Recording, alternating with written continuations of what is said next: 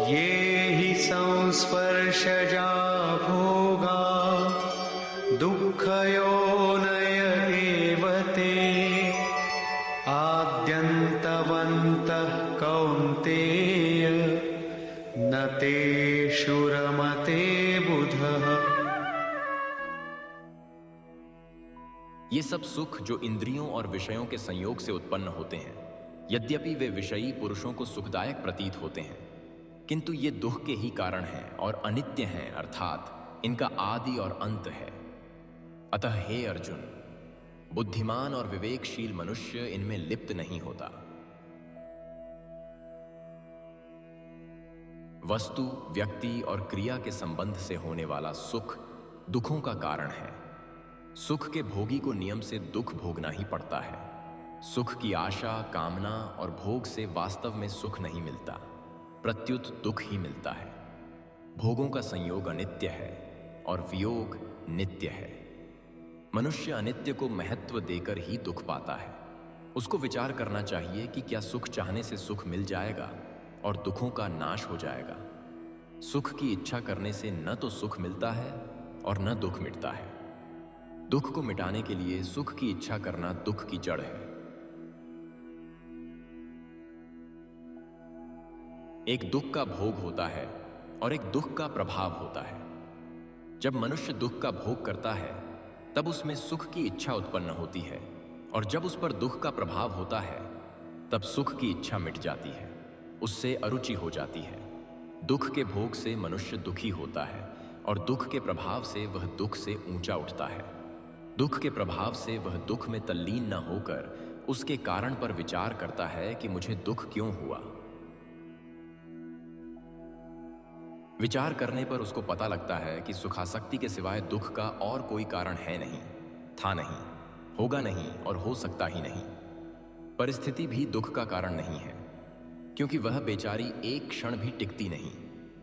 कोई प्राणी भी दुख का कारण नहीं है, क्योंकि वह हमारे पुराने पापों का नाश करता है और आगे विकास करता है। संसार भी दुख का कारण नहीं है, क्योंकि जो भी परिवर्तन होता है वह हमें दुख देने के लिए नहीं होता, बल्कि हमारे विकास के लिए होता है।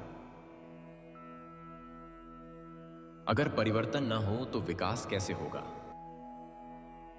परिवर्तन के बिना बीज का वृक्ष कैसे बनेगा? रजवीर्य का शरीर कैसे बनेगा?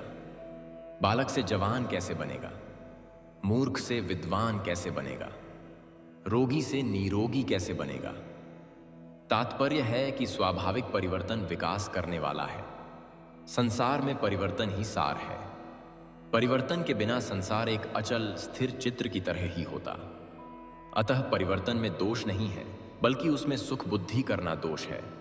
भगवान भी दुख के कारण नहीं है, क्योंकि वे आनंद घन हैं, उनके यहां दुख है ही नहीं। न तेषु रमते बुधा। विवेकी मनुष्य भोगों में रमण नहीं करता, क्योंकि भोगों की कामना विवेकियों की नित्य वैरी है। ज्ञानिनो नित्य वैरिणा। अविवेकी को भोग अच्छे लगते हैं, क्योंकि दोषों में गुण बुद्धि अविवेक से ही होती है। सभी भोग दोष जनित होते हैं। अंतःकरण में कोई दोष न हो तो कोई भोग नहीं होता। विवेकशील व्यक्ति ही दोषों को देख सकता है, इसलिए वह भोगों में रमण नहीं करता, अर्थात उनसे सुख नहीं लेता। विवेकी मनुष्य उस वस्तु को नहीं चाहता जो सदा उसके साथ न रहे।